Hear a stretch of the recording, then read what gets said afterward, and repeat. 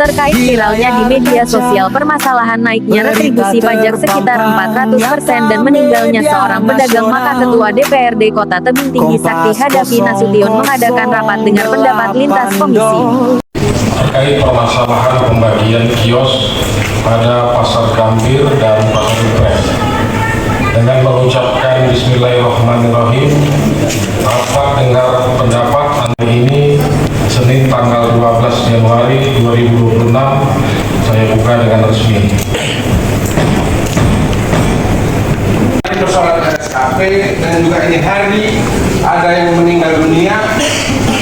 Seperti apa sih urusan dari Jakarta sehingga tidak bisa hadir memimpin rapat pada hari ini untuk mewakili Bapak Wali Kota, karena Pak Sekda ini Pak Ketua, dia adalah sebagai koordinator seluruh OPD yang hadir. Dia tahu kemarin mungkin RSKP soal, kemarin juga masalah dinas perdagangan pembagian kios dan stand soal. Seperti apa urusan dia di Jakarta itu Pak Ketua? Jadi melalui pimpinan rapat kepada Pak Asisten mohon ditanyakan urgen apa urusan dia di Jakarta sana Pak Ketua sehingga tidak hadir pada rapat hari ini. Demikian Pak Ketua.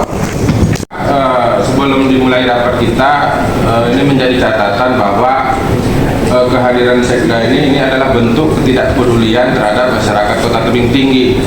Bahwa menurut aturan Sekda itu tugasnya adalah mengkoordinir segala urusan, baik itu pembangunan, baik itu administrasi yang ada di OPD lingkungan pemerintah Kota Tebing Tinggi.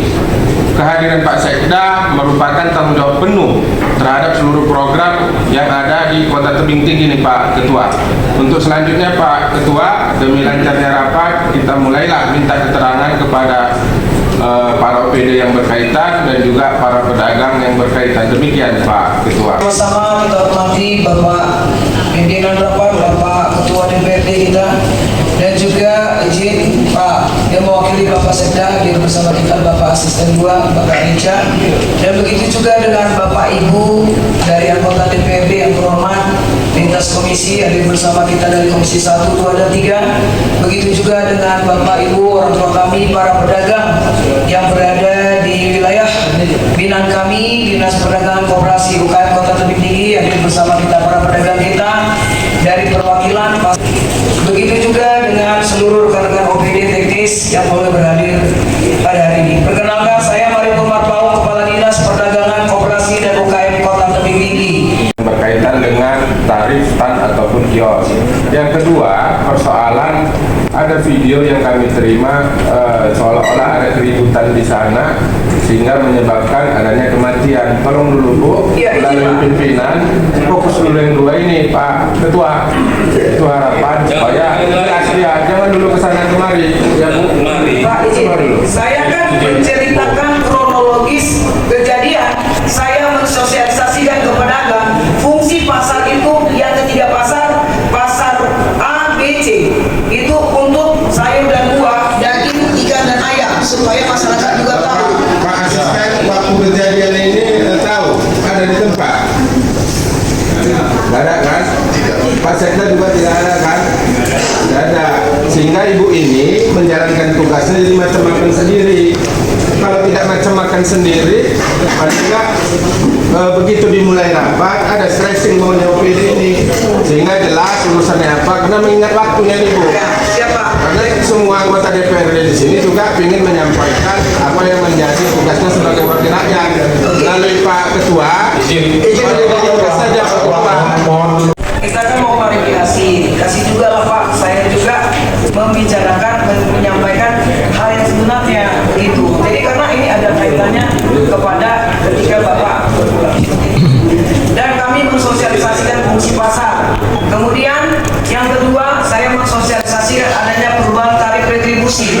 Tadi saya sudah sampaikan bahwa sebelum saya rapat itu kita sudah ada rapat internal dulu tentang tarif 12.500.000. Dan kemudian perubahan tarif retribusi dari Perda nomor perwalian